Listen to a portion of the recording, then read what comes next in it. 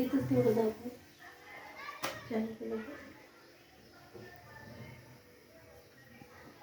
त्या दिवशी शेंगदाण्याच्या पोळ्या करण्यासाठी वाटलं ना, लाडू बनवले होते.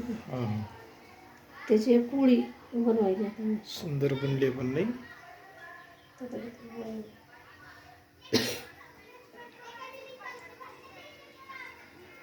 असे भरून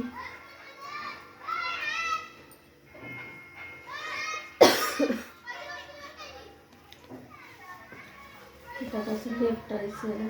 काय म्हणलं? तुला पिठामध्ये गुंड्याला असं लेपून घ्यायचं आणि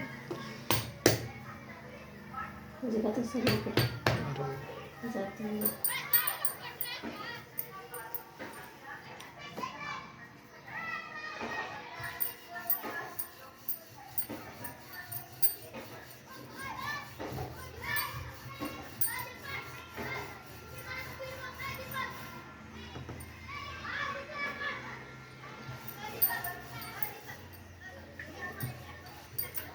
शिळी तर उलट चांगली लागते.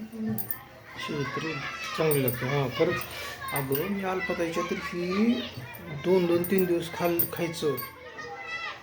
तिनं करून द्यायची नाही इथं पुण्यात जेव्हा सुट्टीवरून वापस जाताना.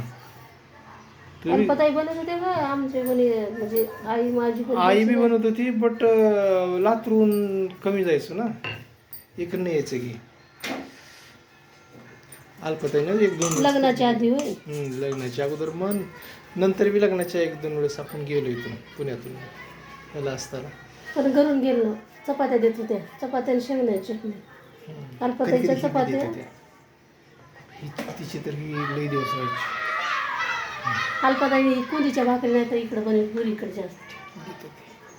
अल्पताई चिवडा चपात्या बी देते. आणि चपात्या चपात्या राहतात म्हणतात आता 2-2 दिवस. अल्पताई चपाती खूप मऊ राहते. पण पोळी नाही. आईच्या कुंदी कोंदीच्या पोळ्या इकडे जास्त ह्या लातूर साईडला बनवते. आईच्या विरायच्या अल्पताई ही म्हणायची शंकरपाळे चिवडा चकली असलं देत होतं ते मला बनवून. आणि चपात्या आणि शेंगदाण्याची चटणी सोबत, नाहीतर डाळ कशाची तरी. व्हिडिओ चालूच ठेवतोय. ते सगळे गेले.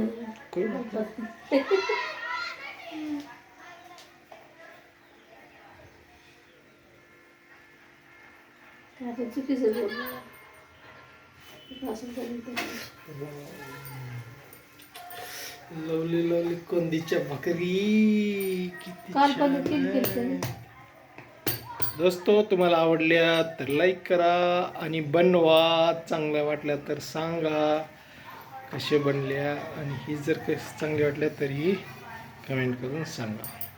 तुम्हाला आवडलं तर लाईक करा, सबस्क्राईब करा आणि शेअर करा.